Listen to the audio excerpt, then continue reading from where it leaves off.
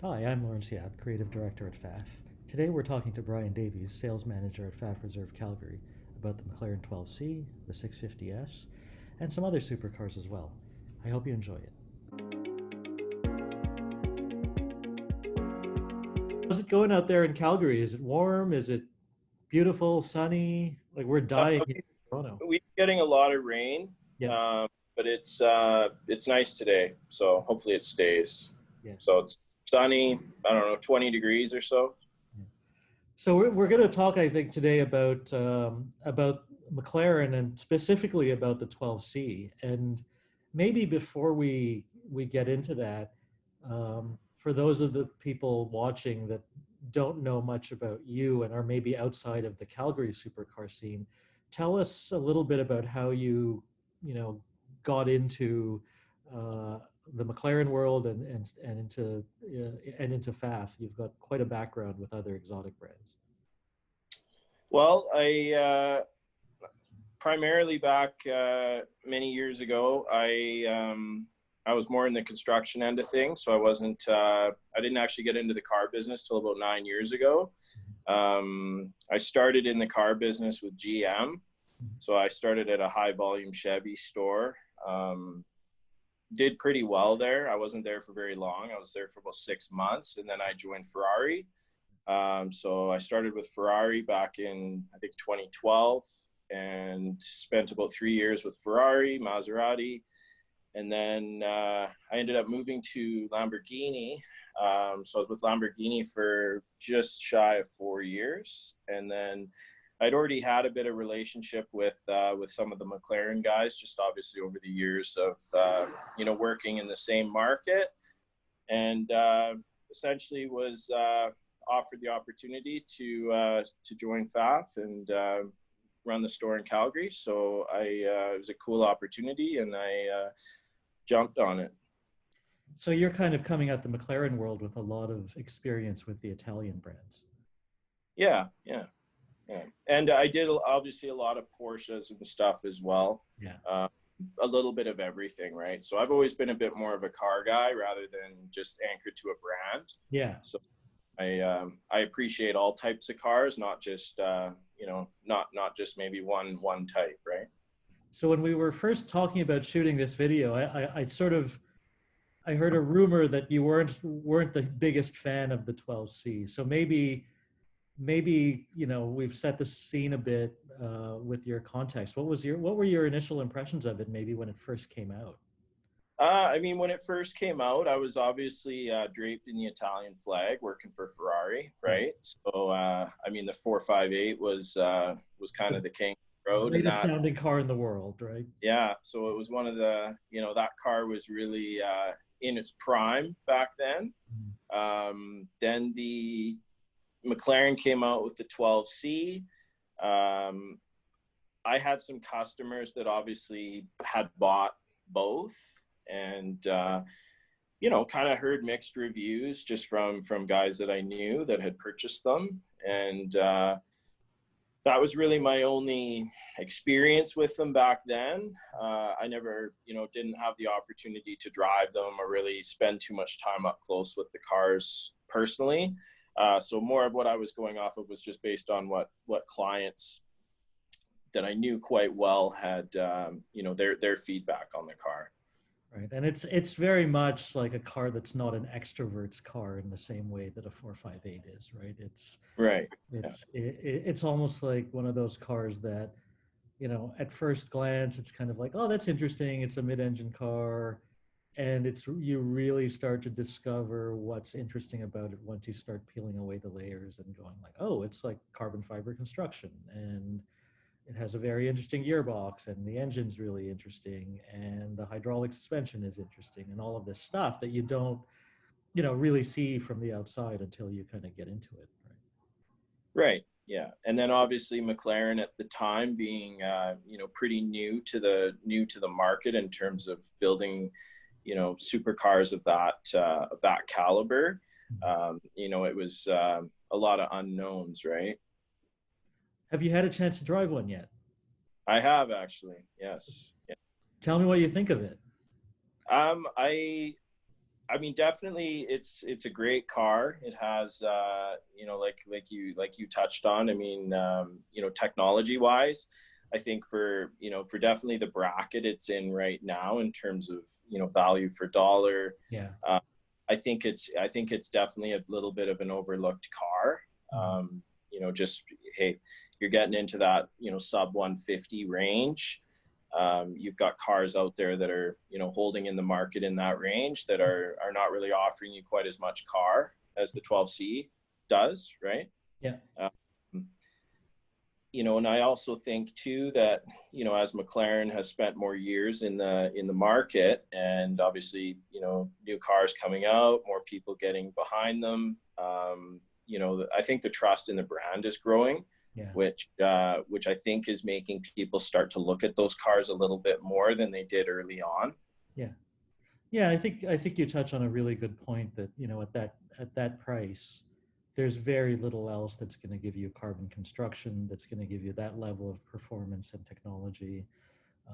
And you know, I still think in terms of McLaren from then to now, it still has the best interior. It's so minimalist, it's so simple, it's actually very well made, and it's just such a driver's car, you know, without any of the frills or sort of outward excitement that you might get from one of the Italian brands. It's really kind of a thinking person's supercar, right? Yeah, definitely. Yeah, I would agree.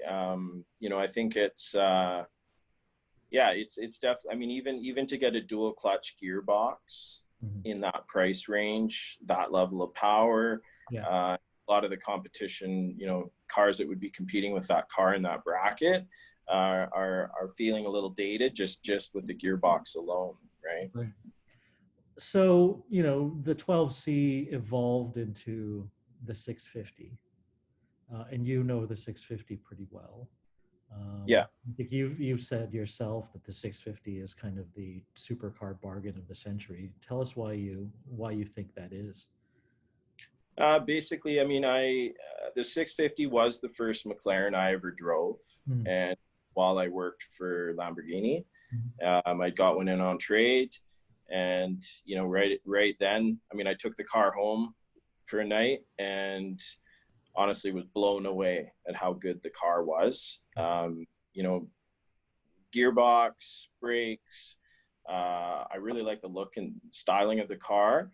Yeah. Um, and just flat out power responsiveness. Like it's a super precise car. Mhm. Uh, even in comparison to the 12C, like the cars are very similar. Yeah. However, yeah, it's definitely like a sharper version of that car. Yeah. So you know, in terms of value, like I said, you know, you're approaching 650 horse. You know, you've got a carbon fiber tub, dual clutch gearbox, carbon ceramic brakes.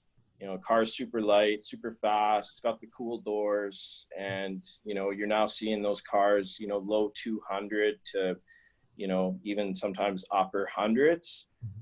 You know, I personally don't think that there's really much out there that would compete with that car that's priced in the same bracket. Yeah. Yeah, I think you're right, and it's you know, the fact that McLaren is still kind of evolving that technology speaks to how good it was originally. Yeah, yeah. If you were buying a 12C or a 650, what would you be looking out for? Is there something you're looking for in terms of spec, in terms of options? You know, is there kind of a sweet spot for each of those cars? You've dealt, you know, in a lot of them now. You know, maybe give us some advice if I was kind of in a market for one of these cars, what I should be looking for. I mean, I think you know the nice thing is when you get into the supercar bracket, Mhm. you know the nice thing is the manufacturers have made it pretty easy to put together a good car, right? It's not like you know when you get into the more volume brands, you know, hey, did I pick the right engine? Did I pick the right gearbox? You know, should I've gone with this option package, et cetera, et cetera. I Mhm. think the nice thing about these types of cars, you know, McLaren builds the car, you spec it to your individual taste, Mhm. right?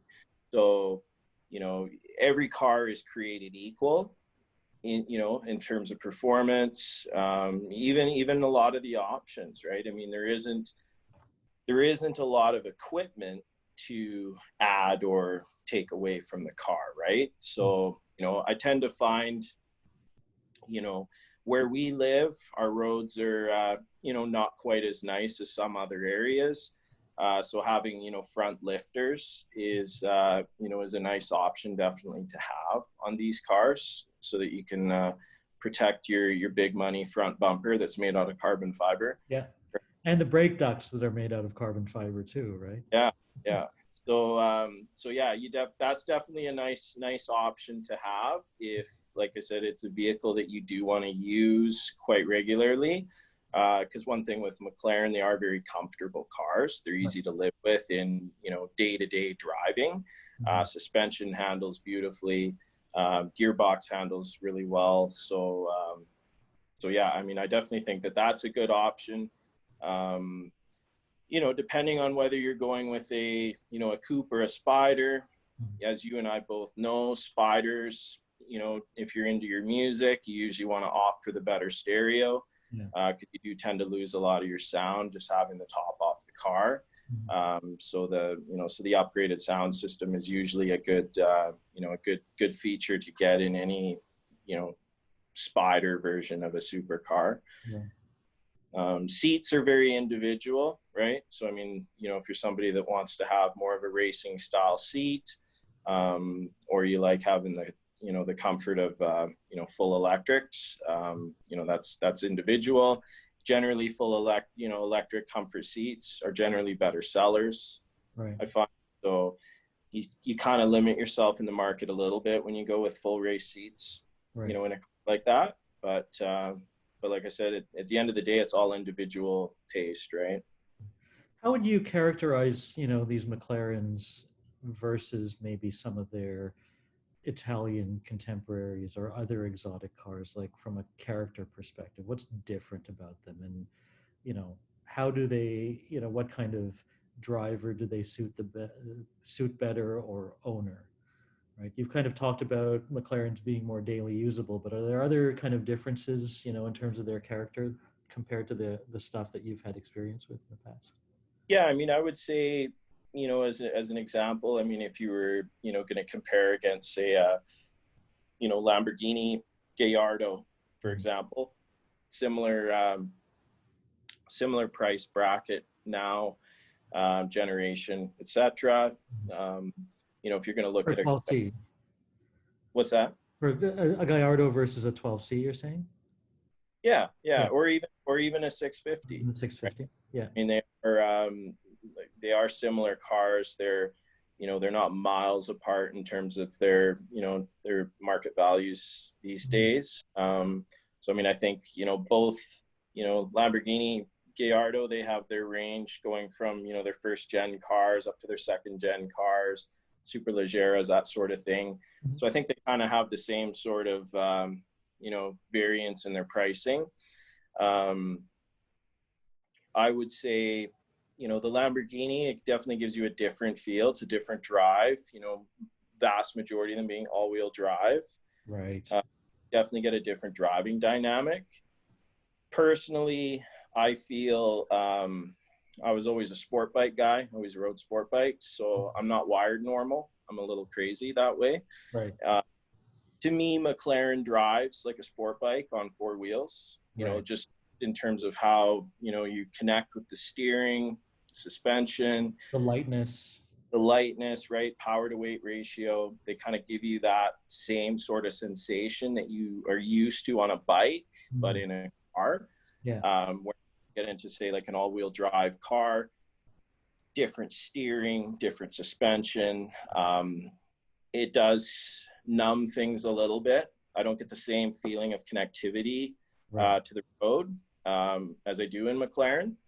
I think also the carbon fiber tubs do give you a little bit of a different, even just a sound feedback road, right? You do hear a little bit more sometimes in the road. But yeah, I find their, you know, driving position is also one thing that's really, really as far as I'm concerned, McLaren's kind of the best in terms of driving position. Yeah. Ability is really good in the cars, whereas a lot of, I'm sure you've driven a lot of mid-engine cars, and generally that's one of the, one of the sacrifices. Yeah, you can actually see out of a McLaren, which actually makes it much easier to drive fast, right? 100%, and not even just fast, just to use it normally, in traffic, just not having those massive blind spots all the time. It does make it a lot nicer to just cruise around in the city and be aware of what's going on around you, right? What's a McLaren like to own? Well, I don't personally own one, but I would. Neither do I, but you've dealt with more people that do, so. But my experience so far, I've dealt with a lot of customers that I've sold all sorts of different types of cars to: Porsches, Ferraris, Lambos, Mercedes. McLaren feedback's been really, really good. I find the cars have been behaving very, very well. They're not running into a lot of the same quirks and issues that the early cars, went through. I find that the biggest thing to make people aware of when they're buying, a McLaren, keep the car plugged in when you're not driving it. Right. That's where we see the most little hiccups, is if, you let your battery get low, and sometimes, if there's low voltage in a car, certain things don't communicate properly, may trip a little light. Right. So. Yeah, and I think we've seen a couple of examples. I think there's somebody out west that has 100,000 kilometers on one, and here in that car's stop right now. Yeah, that's awesome. Get stuff done, yeah. So that's pretty wild. Yeah.